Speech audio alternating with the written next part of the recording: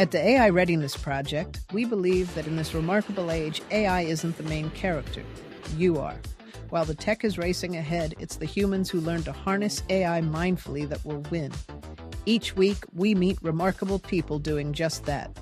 Join Kyle Shannon, tech leader and AI instigator, and Anne Murphy, fundraiser and AI consultant, as they lead the conversation about staying grounded, growing smarter, and leading with what makes us human.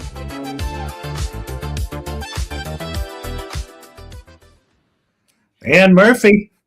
How did we manage to get 2 bops in a row with our intro song, you know?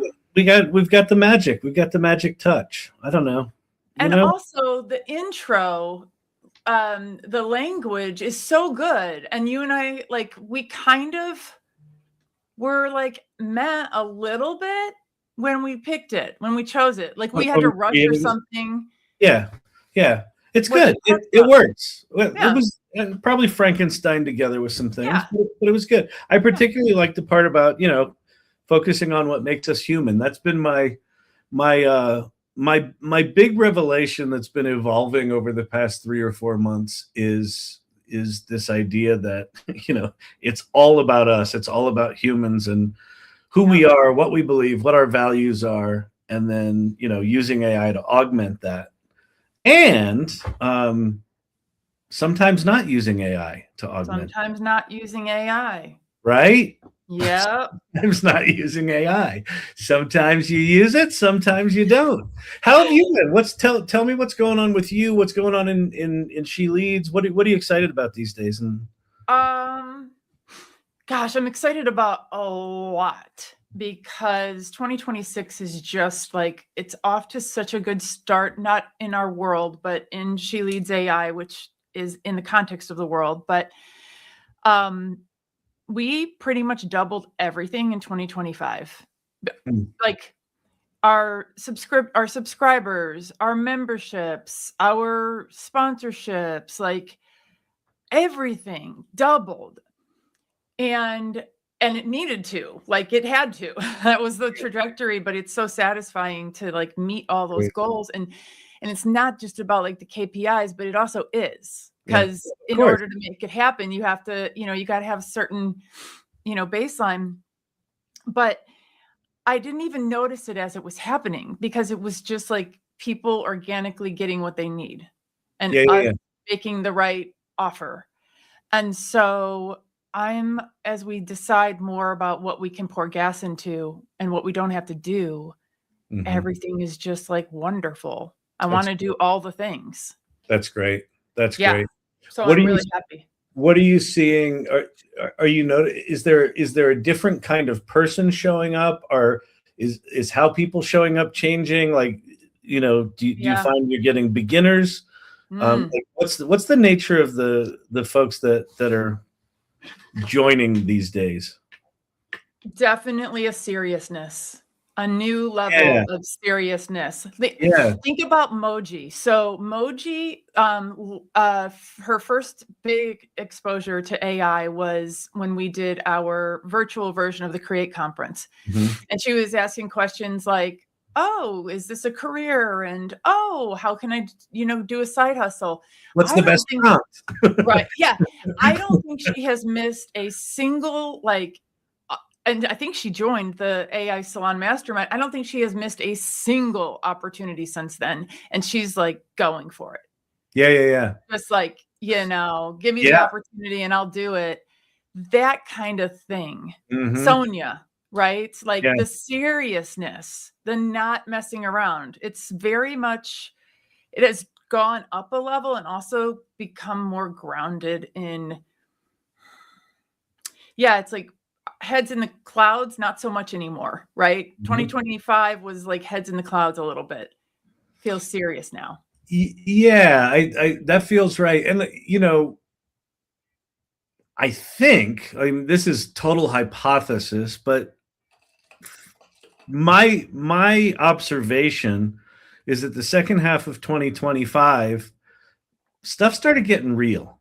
Like the video creation tools started getting good enough that it was like, oh, and the even, you know, coding tools and like, you know, 𝗙𝗂𝗶𝗶 4.5 is just at a different level. And like even engineers are now saying, no, it's actually really good. And in fact, there's a brand new feature from Claude that just came out called Co-work that was 100% written by Claude 4.5 Opus.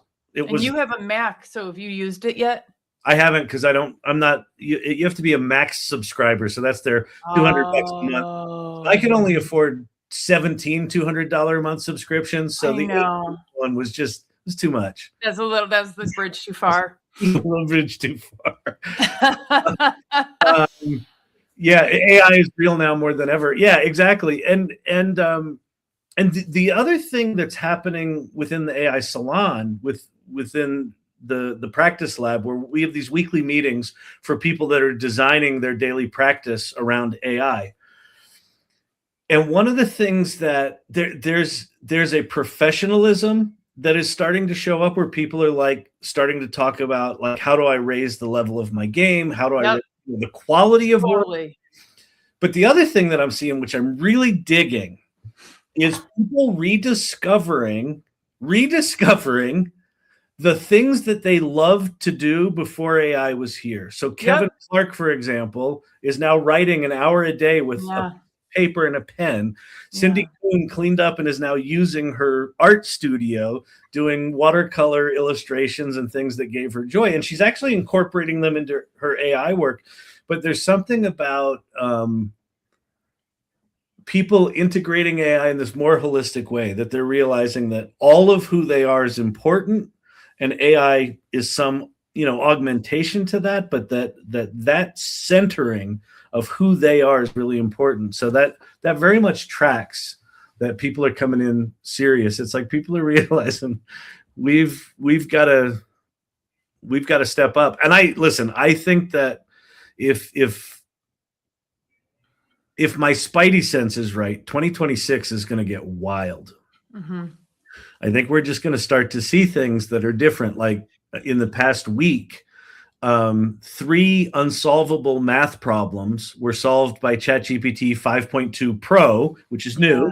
Yeah. In 3 days. 3 unsolvable math problems solved in 3 days, right? Like, I think 2026 is going to be the year where we just start seeing technologies emerge where all of a sudden it's just like it's on a different level. Yeah.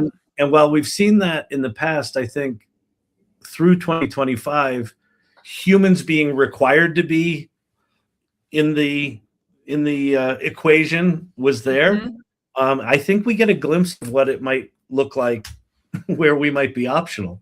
And then what does that mean? And what do we do? And what does it mean for starting a business? And what does it mean for, you know, all that stuff? So it's wild times. So I want to share something about Cindy and about art, because it gives me an opportunity to talk about the Create Conference for a second. So Cindy, last year, she was like, you know what you need is a craft corner. Oh yeah. And I'm like, I'm envisioning like spray painting macaroni. And I'm like, I don't know if we need as a craft corner, you know? I'm not so sure. Well, spray painting macaroni. You definitely need extra glitter, glue. So Cindy Kuhn, you know, cleans up her whole art thing, and she's dear friends with this craft chica who is like super famous and has all these like products at Michael's and shit. And they're making an analog lab for us at the Create Conference so that we can like heal our nervous systems in between by like touching things and thinking things, and like then and they all have secret messages, of course. Oh, that's great. Yeah, we have to get like a decoder ring at the end to figure out what our little thing meant. What the secret messages? Oh, that's really great. This is the first activity that we have confirmed for Create, and it's art. It's and craft. Just to be clear, they can get info for Create at sheleadsai.ai, correct? Yeah, in like 1.5 days, because we're trying to launch. Yeah. Okay, cool. Go check it out. No, that's super important, because what Cindy has described, and Kevin Clark described this a bit to me, and some of the others in the mastermind, is that how they're using these AI or these analog moments is to recharge themselves. That with AI, it can get very overwhelming very fast, right? Either you get overstimulated and you have all these exciting ideas and you're just like, adrenaline junkied out, you're endorphin out, right? Or you see the other side of it, you're like, oh my God, these things are so capable. What's going to be my role in the future? It can be anxiety producing. And what I'm finding people doing is they're using these other modes of their life to recenter, bring it down, calm down, what's important, and keep that at the center. Yep. That seems critical. I'm even thinking back to when we started this, this was much more about trying. I think we were lamenting the fact that we could no longer keep up with the technology, but we were still kind of dealing with the technology, right? Yeah.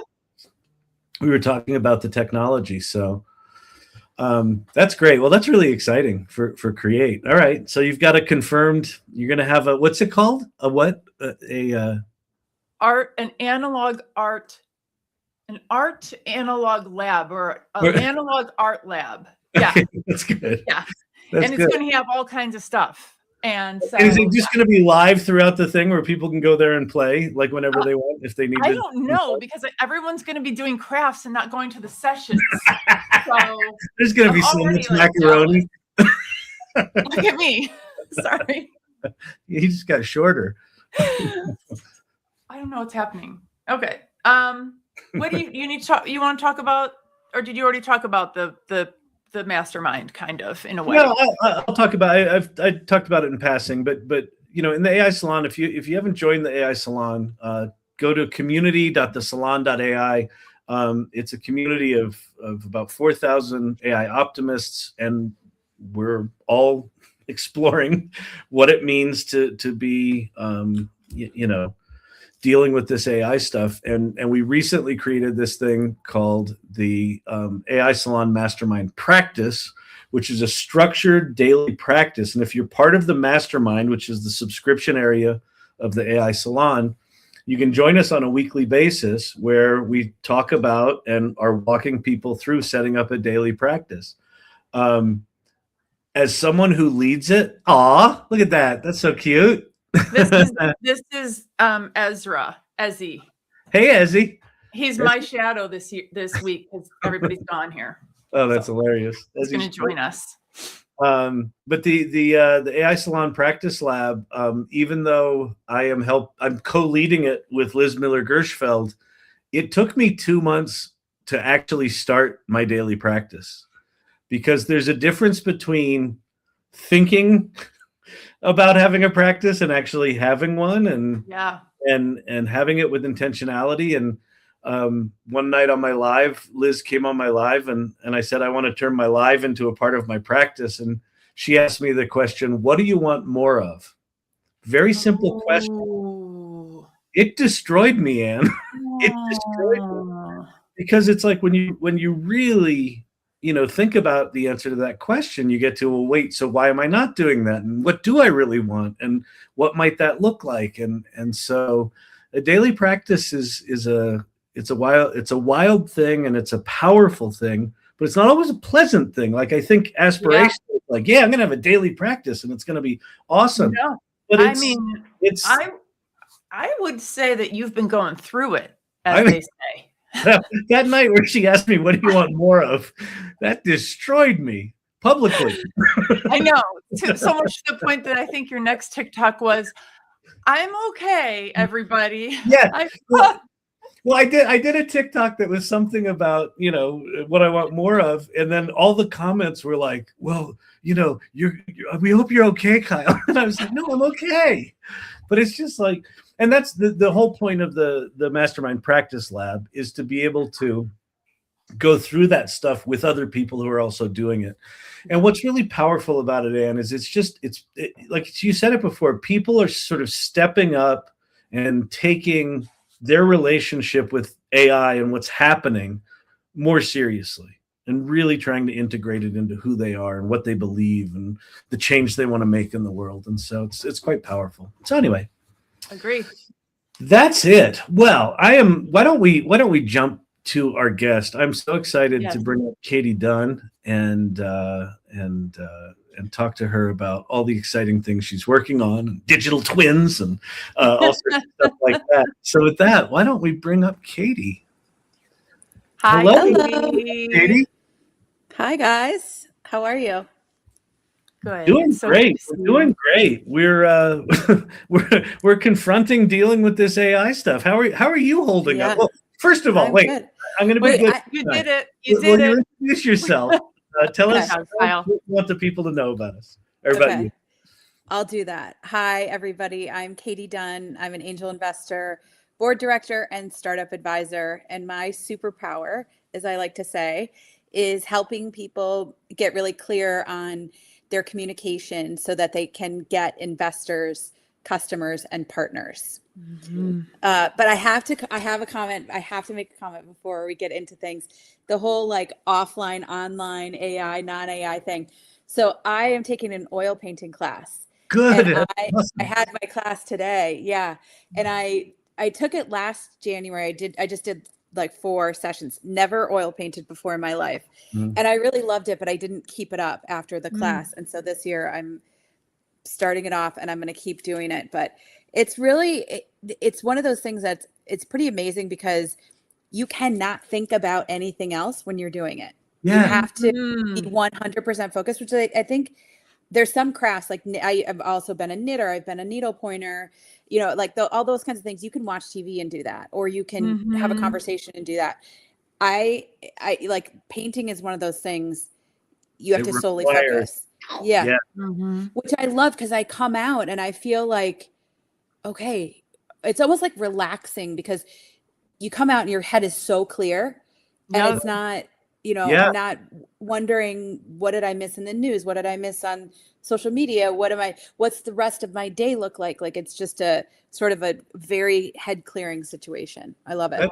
That's exactly what we've been hearing from people in the mastermind is that because there's something about AI that's the opposite of that, right? Because it's like you put in an idea and 10 more come back at you and 8 of them excite you. And then you're in this, it's a frenetic kind of experience, right? And so. Totally. Yeah. And AI is always on. So it's almost like sometimes I feel guilty.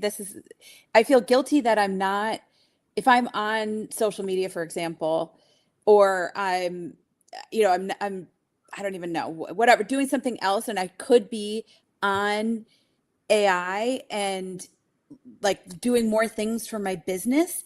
I feel 100%. Guilty about it because AI is always on. And it's 100%. So yeah, it's a little bit of a like, I got to be okay with it.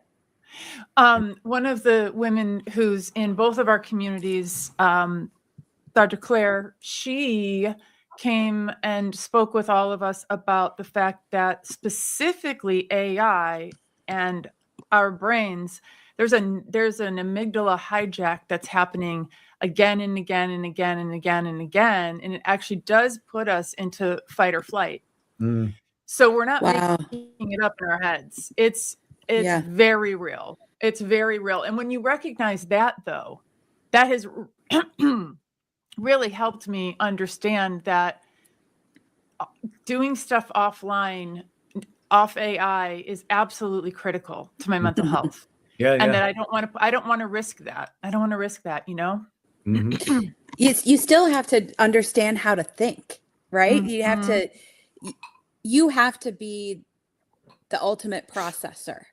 You can't let AI make all the decisions for you. It's basically, it's giving you information and it can tell you a suggestion, but you have to act unless you create an AI that acts for you. But you know, it's those aren't great yet, but I think 2026 maybe. So you know, we should prepare for that. You know, that I think that day is coming sooner than maybe we're prepared for. Yeah. So go ahead. So I have a good one, I think. I feel like in looking at your background and getting to hear you talk on TikTok, I feel like you're a person who has made a lot of high stakes decisions in your life. Would you say that's true? Yeah, I would say that's true. Yeah. And what I was wondering as we were talking about it was, how much of that comes from intuition and how much of it came from knowledge and insights, would you say? Yeah, that's a good question. I think there's a lot of intuition involved, a lot, and a lot of foundation base education. You know, I'm very lucky. My parents are amazing and very stable. My dad was very integral in me being a finance person, you know, and teaching me finance, teaching me basics of budgeting, and just, you know, giving me a lot of education to support myself. And you know, I before I became an investor and advisor full time, I was in commercial real estate and worked in banking for 5 years, and that's a very male dominated area. And I didn't, you know, I think there was a lot of confidence building at an early age that was helpful in making decisions. But you know, it's the thing that I've learned over the last couple years, even more so than probably, you know, the last like 3 years, I would say, more so than before, was how much trusting my gut is important. Like, because making a lot of investments, I've made 30 investments, and the ones that I have not trusted my gut on have failed. It's so like, it's so right. And what is it? They looked good on paper. You essentially talked yourself out of not investing in it? Is like, no, I talked myself into investing in, I would say. Investing in it. Because what? Because some external factor looked good? Like, what was it that made you I think violate your instinct? Yeah, some of it was, you know, one of them specifically was ego. The person really appealed to my ego a lot. And I feel now looking back, I was like, wow, they really played me like a fiddle. And then, and then another one was a friend of a friend. And so they were doing it, so I wanted to do it. And, you know, that kind of thing. So and a lot of it too was probably in my early days of investing, of just thinking like this opportunity came to me, so I should do it. And it's not that I didn't do due diligence, and I didn't, you know, but it's probably I probably didn't put in more money than I should have in some of the earlier deals.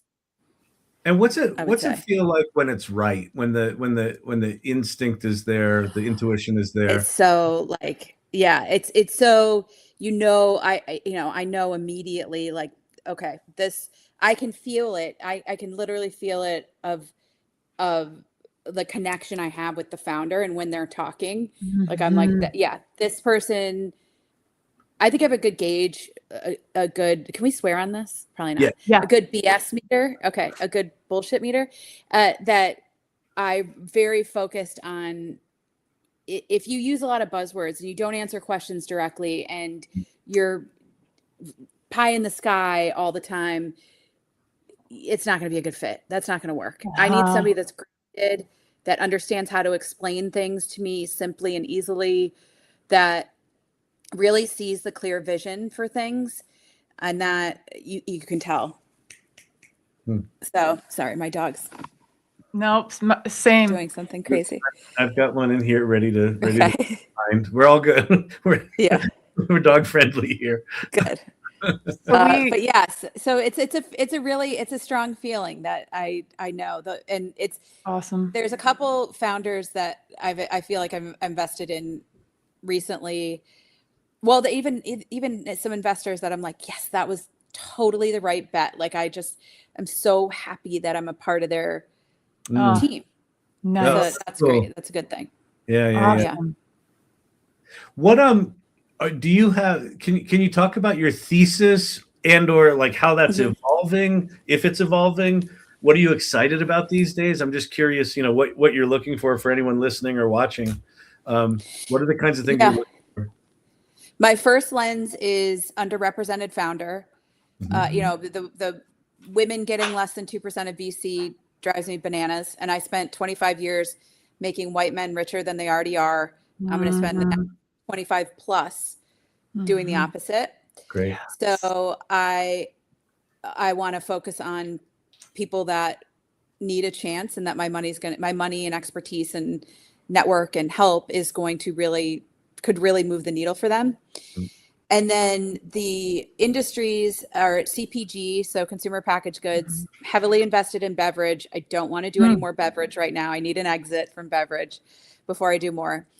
And then tech. So by tech, I've done most of the investments I've done recently are more tech focused. They're, I specifically don't say AI because I think AI should be baked into every single business. And I want to make sure you're solving a real problem first. And I'd be curious what you guys think about this. I worry that there's so many businesses out there raising money that are ChatGPT wrappers, and that 100%. In 1 second, part of my thought around what you're talking about, everything blowing up this year, Kyle, that don't you think ChatGPT and Claude and they're going to be able to do all these things that all these people have built businesses around? It was actually one of my questions. It was going to be one of my questions to you. I'm glad you said it. Like, it's so bad. I have this gold button I use on my live. You can make money with ChatGPT.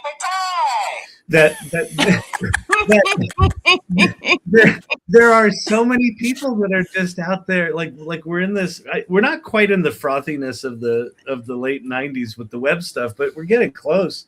And it's like what you said is like people should be solving a real problem. It seems so obvious on the surface, right? Yeah. It's so obvious.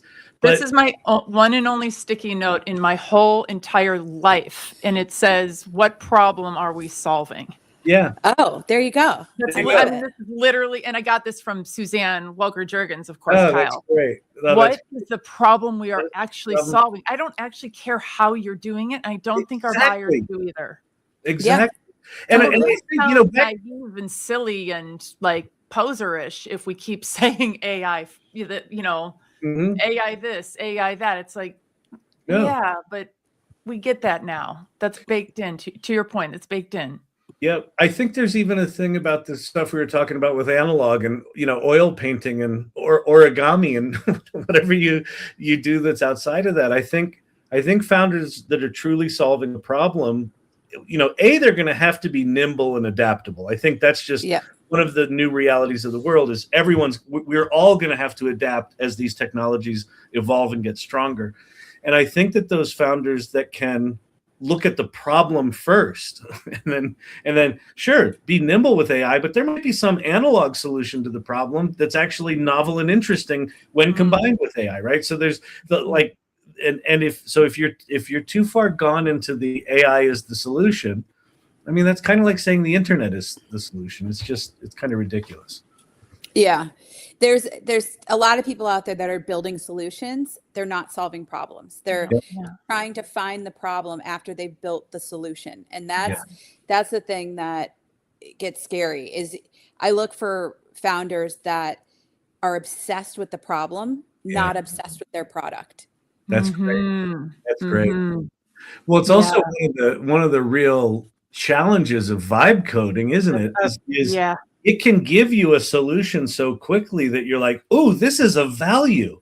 Well, it may or may not be, right? Not to everybody else. Yeah, I actually have been spending a lot more time in the last couple of months with women vibe coders, and that pattern actually concerns me quite a bit, that we have this, I don't know, maybe a little bit too much kind of positivity and like stuff around vibe coding and how it allows us to do practically anything. We've got so many women who are focused on that as their end game.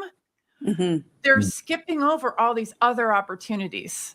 Like you could do a lot of things in this greater industry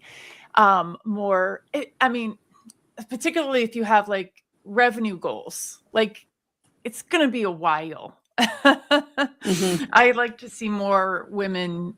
I don't know. I'd like to see more women doing more of the other things along the way. Yeah.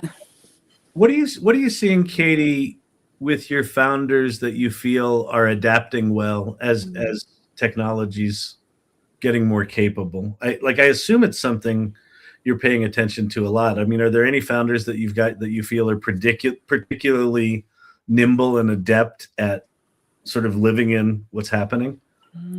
Yeah, there's one of the more recent investments I did is a company called 𝗀𝗿 𝗚𝘂𝗿, which is like your chief of staff network, mining your network, helping you manage your network product. And it's an app and a web-based platform.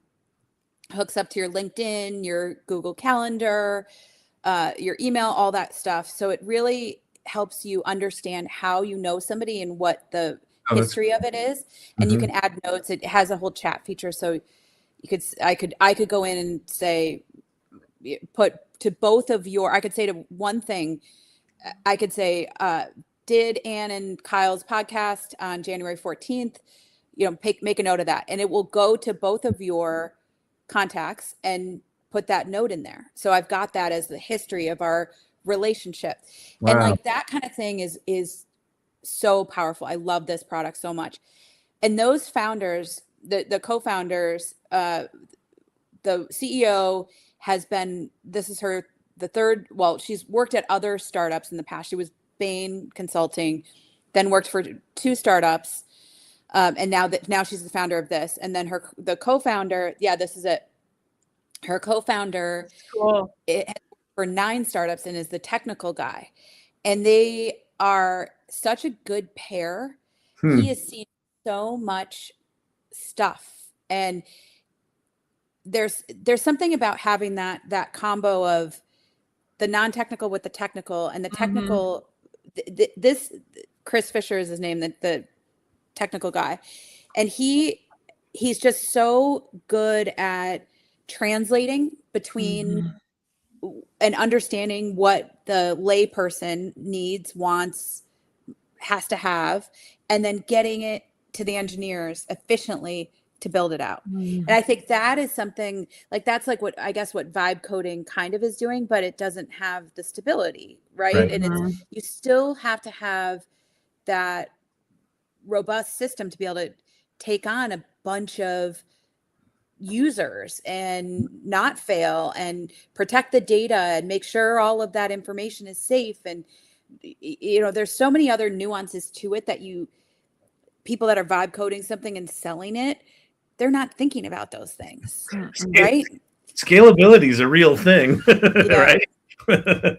Yeah. Especially around data privacy too. I worry about that for 100%. So many founders. 100%. Yeah. I'm going to sign up to be a beta user on this. Looks really cool. Yeah, you'll love it. Yeah. And you should follow Alex Young on TikTok if you're not already. She's the founding head of growth, and her TikToks are amazing. Really? She's great. Yay. So Oh, go ahead. No, go ahead. You go ahead. Sorry. I was gonna ask you when they approached you or you approached them or somebody connected you with them, what did you particularly appreciate about their approach to potentially working with you? Because I love it so we talk about generously leading. And when you on your TikToks go through, like, I went through a pitch deck today, 3 of them today, and here's what I didn't like about them. So what happened, or what I did like, what about 𝗀𝗿 was what did it for you? So I'd known the CEO, Caroline Dell, for many years. She was at Chief, the women's network, which I was a part of. So I knew her through that. And I knew she was building something. About a year before, she had come to a breakfast that I was speaking at and came up to me and said, "Hey, I'm building something. I want to tell you about it when I get it sorted out." And I was like, "Great. Yeah, come to me." And so basically that's what she did. And I loved that she had given me that preemptive thing. I love that. Yeah. And she's one of those people that's just made to be a founder. She's just so smart and thoughtful and analytical and has prepared herself for this very, very well, much more so than a lot of other founders, I think. And the other thing is the problem that they're solving is a problem that I live and breathe every day. I started posting on LinkedIn 3 years ago, 5 days a week. And I, went from 1,000 followers to I'm up to almost 28,000, I think. And I know that's not as big as some people and all that, but for me, that's a big deal. Yeah. And there's a lot of people out there, and I've met so many people too. I changed industries in 2022 and have totally reinvented my network. And so I've met it feels like drinking from a fire hose all the time. So I need a way to manage who have I met where and what is important. How did I want to follow up with them? What if I want to introduce these two people? How do I write the email to introduce these two people? Like, it does all that for me now. Wow. It's great. So I can tag things. I can comment on things. I can think about, who do I know that is a marketing person that's in like marketing for tech B2B SaaS. I can figure out who that person is now and not say, who's that person I met at this conference that said they did that? That's like, I'll never find them. Sorry, I can't find them. Yeah. That's awesome. So that's what I really love. They were solving a real problem that I had, and I really love the founders. And then I invested and ran a syndicate for them pre-product. And so they launched this October, and I've been a beta user, an alpha user and beta user, and giving them feedback all along the way, and talk to them all the time. So it's been super fun to watch just see how incredibly fast they can move and build and launch. That's so exciting. For me, if I were an investor, I'm not right now. If I were an investor, that adaptability to me feels like a new thing that has to have priority, because as things shift, if all of a sudden your product is invalidated because some AI can do it now, okay, invalidated how specifically is it invalidated? How do we navigate around that, right? So I think that's huge. I want to you brought up you mentioned something about the female co-founder of 𝗘𝗿𝗄𝗏. That you said she's so naturally an entrepreneur. She was meant to be an entrepreneur. So I'm paraphrasing I don't know exactly what you said. It's my belief that we're about to enter an era where a lot of people are going to be forced into entrepreneurship that might not be natural entrepreneurs and born, but they're going to have to figure it out. So I'm curious, either do you have any experience with founders that you feel are not that, but they're learning it, they're getting better at it, or what advice you would have for someone that is kind of thrust into, all right, your sector doesn't have jobs anymore. The thing you've done for 20 years doesn't exist, but you still have talents and skills. Yeah. Now you're going to have to do something on your own. Do you have any advice for that? And I'm curious if you believe that that's coming as well. Actually, I'm just making a big in here. Yeah, I do. I mean, I do think there's going to be jobs eliminated by AI. We've seen it. And, I think there could be a correction. There's the things that I worry about, I think back to my experience in banking, where you had the analysts that you would, I'd train the analysts every couple of years. I'd have a new analyst that would come in and work for me. And then I'd be training them on how to build the models and how to write about our deals and put together the memos that we'd have to do, all that kind of stuff. And now AI can do so much of that, right? And I haven't kept up as much to know exactly what knowing the last bank I was at, they're probably a little bit scared of AI because they're a little bit later to adopt tech things that way. But I'm worried about the younger generation learning the skills that they need to be thoughtful thinkers and understand that what goes into a deal getting done. Because that's how you learn how deals get done, by working on the models and by writing about it and by doing the research and doing the due diligence. If you're just popping in an address and it's spitting out all this stuff and you're not even looking at it, you're just putting it into the memo and you don't get it, you're never going to get to the next level. So I do worry a little bit about that, is how you're going to train people. Yeah. But to answer your question a little more directly, Kyle, the advice I would say to people is niche down. Don't try to be everything to everybody. I think people, when I was in the process of leaving I asked my company to lay me off, to give me a package, and they did. And I was talking to a friend of mine at the time who was a fractional CFO. And she said, well, and I had been reviewing people's decks and helping people, founders like on the side, and helping them find investors and doing all the things that I actually do now. But she was like, well, I think a lot of the founders that I work with would benefit from your advice. How do you think you can help them? And I was like, I don't know. Like, I think I would be good at give them good advice too. But when you really think about it, you've got to niche down and have a very specific offer that you're bringing, and something that you talk about that you can say, I know exactly how I can help you. This is what I do. And it's, if you try to be everything to everybody, you're nothing to no one. Right. Yeah, so exactly. So it's find something that you like or something that you're really good at, and then figure out a way, maybe it is learning AI. I tell everybody I meet, you better learn AI. I tell kids, teenagers, college kids, I know you can't use AI for school. Figure it out. Figure out ways to play with it on your own. Don't use it for schoolwork. There's plenty of other things to do with it. But it's you've got to learn it. So if you could learn the AI of what you did in your job and create something, and then go to the customers or competitors or your people you used to serve and say like, hey, I've got a new thing. This is how I'm doing it. It's cheaper, faster, more efficient. You're going to have better results, blah, blah, blah, blah, blah. Like that, finding ways to add value, and the ways you can add value are saving people time or saving people money.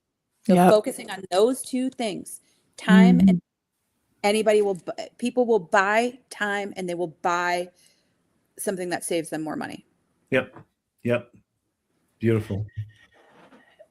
Yeah. Okay. So, I was just catching up on our chat. We are obsessed with digital twins, and I know you have really good digital twins, and I would just love to launch into a little bit of a conversation about take it any direction.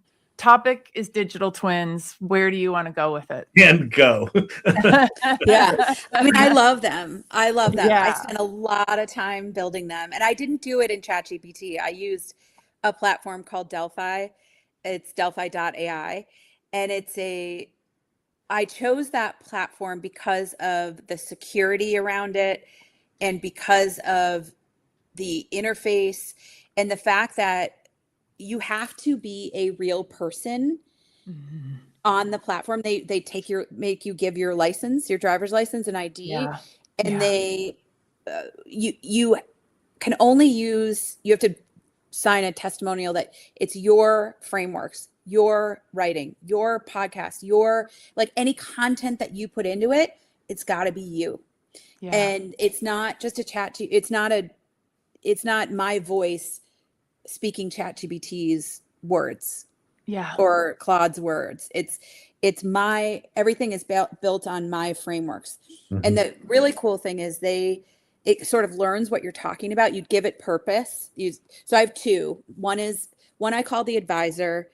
That's the nice Katie. She's the one that will answer, she's meant to answer the kind of questions for that first time founder that thinks they need to fundraise, isn't really sure, doesn't know what it entails, wants a safe place to ask questions and to learn. And she's great at that. The other one is called the investor, and she's a little bit meaner. She's a little bit harsher. I made her, really challenge people on, are you too many buzzwords? Are you explaining things simple? Are you simply, was Ann talking to her dog? I think so. Yeah, I just muted her, so we're good. I'll unmute her. So the investor is really a challenger to, you can upload your pitch deck and she'll pick it apart. You can give her your pitch out loud and she'll say you weren't clear here, you stumbled there, there's things that you need to work on on this section. Like she'll help you frame it out. Like make sure that you're saying it accurately and help you. I've had one founder that's won over 100. Well, actually 2 founders have won over $100,000 in grants using the digital twins to help frame their answers to the grant application. Yeah. So it's been a lot of work. And then, but the platform's great too, because it learns what you're doing, and then it will prompt you and say like, hey, you need more content on this. Like, what are your thoughts on this? Which I love. Cool. So yeah. So I can based on how people are interacting with it, it says, oh, people are asking about this thing that you don't have a point of view on, something like that. That, and also as you're building it, it learns like what the goals are and will suggest things. Yeah. Wow. So that was super helpful. That's great. That was a big, and I can't remember if we talked about this before we got on live or after, but that was a big thing that I dumped. Like it went through these questions, just answered question after question after question, and had ChatGPT help me put it into a cohesive framework. So sort through it. Yeah. That's really amazing. Now, is ΔELPHI, is it just text interaction right now? Is it voice? Like what's voice? Yeah, it's voice. It's just like ChatGPT. You can dictate to it. You can message, type messages, or you can talk, and my voice talks back. Okay. They do have the ability for an avatar, but for me, it's a little yeah. Yeah, I'm excited for when the avatars don't suck, but they still kind of suck. So there's another avatar one that I do like, and I've been thinking about. I met with a founder called Connection, and it's CONNXN, I think it is. Mm-hmm. But it's better. The avatar is a lot better. Oh, interesting. Okay. Yeah, so it's pretty cool. Again, I think we're not that far from those things being really close. It's also. Yeah. I have a question for you. So if someone goes in there and they want to use, the dark Katie to give them all the feedback, are you paying attention to any pitches that come into that, or is that really just a safe space for them to go play and get that feedback? I do look at everything. I look at every conversation because I want to make sure everything's accurate. Especially like the first couple months, I wanted to make sure it wasn't recommending things that I wouldn't really recommend. Yeah. Just because, that part's gotten a lot better. But yes, I do look at those things, and I'll pop in there, and sometimes I can message them. So after the chat, you get an email with a summary of the conversation, and but I can message them through the platform, and it will send them an email and say the real Katie sent you a message. That's so cool. Yeah, it's great. So in case you see something and you're like, I just wanted to also add that. Yeah. What a wonderful or you service. Just say like, good luck on the grant. Like, let me know what happens. That's so awesome. That's so cool. That's so it's fun. Cool. And are you promoting them? Like, how are people finding them? What's your that's a good question. Not well. What's its role? Is its role to offload these conversations? Yeah. So I built them for a couple of reasons. One is I get 20 to 30 DMs a day, I would say, with people saying, can I pick your brain? Can I talk to you? Can I pitch you? Can I do this? Can I do that? So I will say, I'm sorry. Yes, you can talk to me. I'm very expensive. You can book me on Hubble. I'm $275 for half an hour. Or you can talk to my digital twin for $15 a month. Like that's a much better trade-off, right? Especially if your founders, we know, are or should be budget conscious. So it's also it's a tool for myself. I use them to review decks. I get so many decks to review. I will use it with my clients that I help with fundraising, and to help my own brain think. Like, they're so much smarter than me. They're never tired.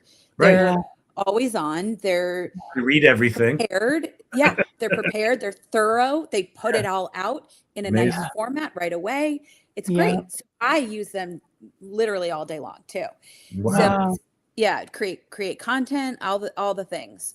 So they're pretty great. So have I promoted them?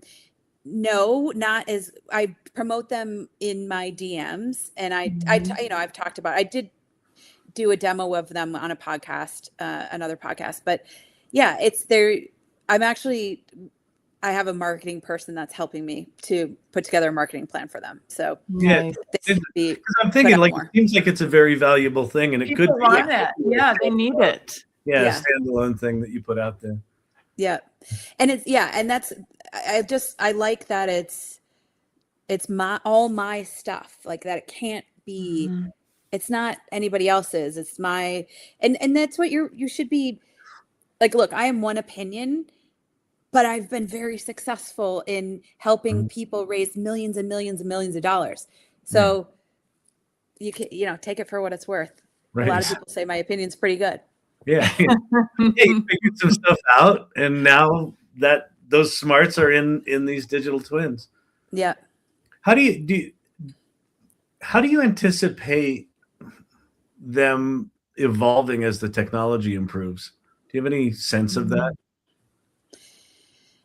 I think that probably the next thing is the avatar, that it's much more natural and much more conversational. Yeah. The thing is, there's sometimes where I don't know about you guys, but like my ChatGPT is called Charlie, and she just annoys me when she talks sometimes. Like she talks too much. I just want the answer. I just want it. That's a great idea. And move on. Yeah. But you know what I mean? So like sometimes when I'm cooking, I want her to talk to me, and I want Charlie to say like what comes next in the recipe. And so that's fine. But there's other times where I'm like, just give me the freaking answer, Charlie. Yeah. So I think that the ability to choose you've got is a good thing to have, and how you want to be spoken, how you want to interact with them. I think there's so much flexibility with it. Yeah.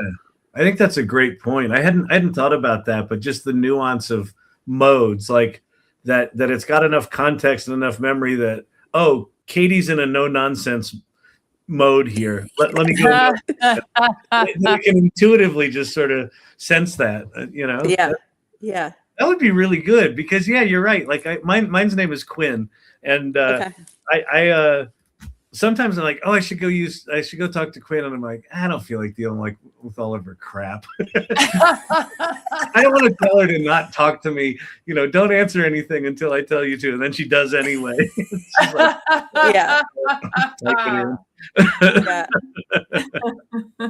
Exactly.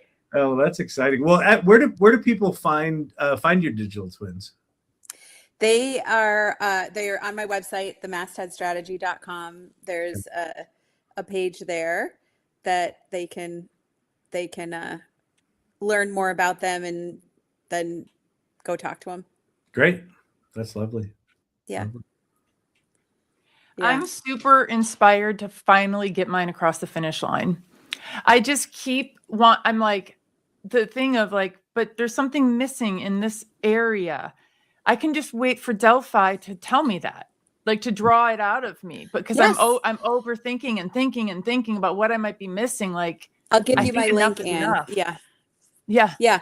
It took me, like, I have to say, it took me a long time to build it out, and that was, part of that was me learning their platform. Part of it was me just not having a ton of time, but it was now it's like second nature, and it is intuitive, and it's but it's great. It's really helpful. Yeah, love it. I have some other friend that are gonna use it they have a community, and they're gonna use it to help onboard people and to just be all the little nitpicky questions that they answer all day long for their community. Yep, that's great. So it's very useful. There's so many use cases. Yeah. So good. I'm also the other thing that you said, but we didn't really hit on too much, I think is actually really important. You've got the onboarding Katie, and then you've got the investor Katie. This idea of us having different personas of different versions of ourselves that we put out there. I could see that being a really powerful skill in the future, that you might have some of your digital twins that know all of your personal information, and they might talk to doctors and lawyers and things like that, and others that are more social entities, and some that are professional entities. And so I think you're already sort of marching down a path that feels like it's going to be a skill moving forward. Yeah, and I think we've learned that, right? That there's giving the AI like a perspective and context, and it performs better. Even like with your custom GPTs, you know, when I'm building, I have a lot of I do work with my clients in custom GPTs, and I give them one specific goal, and then I'll use the output from one to do the other one, to do the next one. Just because it keeps things a little more streamlined. It doesn't get confused. It just knows its purpose. And so that's why I did it for this. It would be interesting if I wonder, I think a little bit, there could be confusion of which one do I use for the customer. So I'm working on that part of messaging of, oh, well, if I don't, is it going to be able to answer it? Does the advisor review decks? Absolutely. Does the investor do it better? Yes. It's kind of that kind of thing. Yeah, it's fast. You're gonna need a routing Katie. Okay. Katie, you're gonna really want to talk to here is I'm your triage. Yeah, she's triage Katie. Exactly. Okay, so final question. We asked this to all of our guests. What does AI readiness mean to you? And what would you say to someone just getting into this crazy game that we're all playing in? I think AI readiness is table stakes. Honestly, I think if you are resisting it, you are going to get left behind.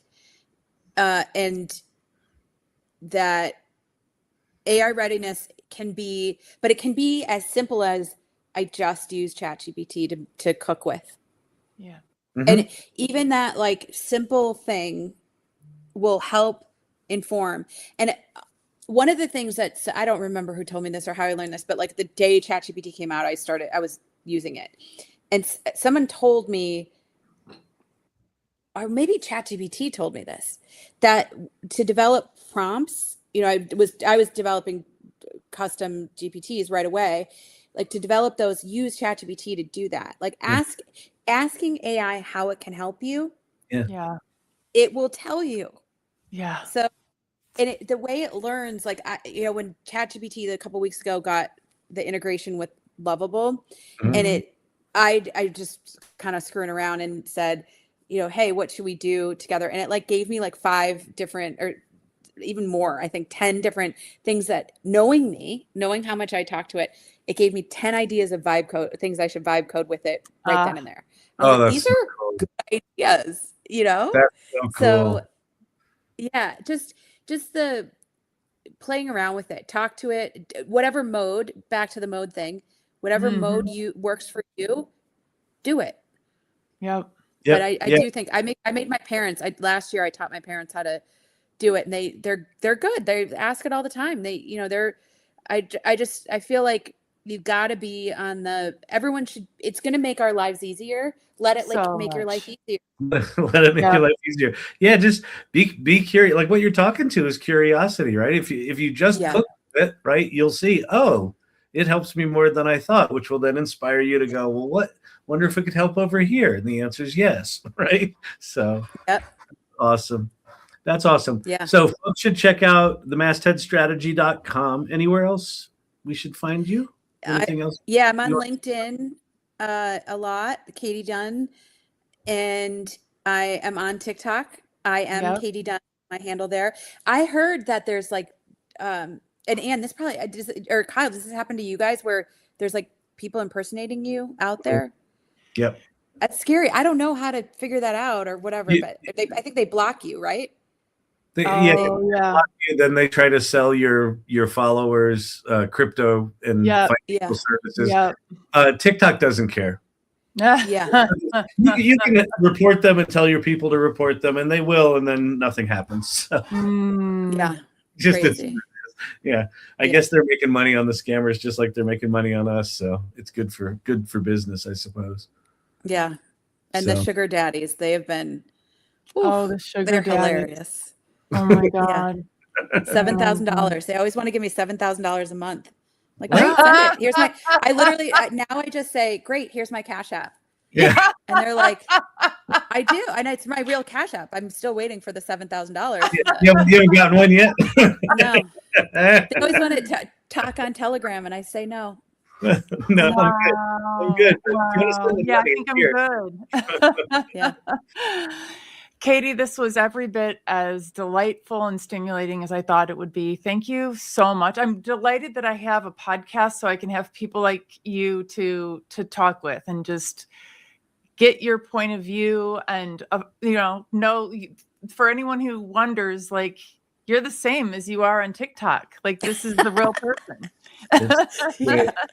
It's so That's good. I'm glad. Yeah. Katie, thank you so much. Yeah. Well, thank you guys for having me. I really enjoyed it. It's been a very fun discussion. I'm Awesome. so glad. Thank I'm you so guys glad. so much. Bye-bye. Take care.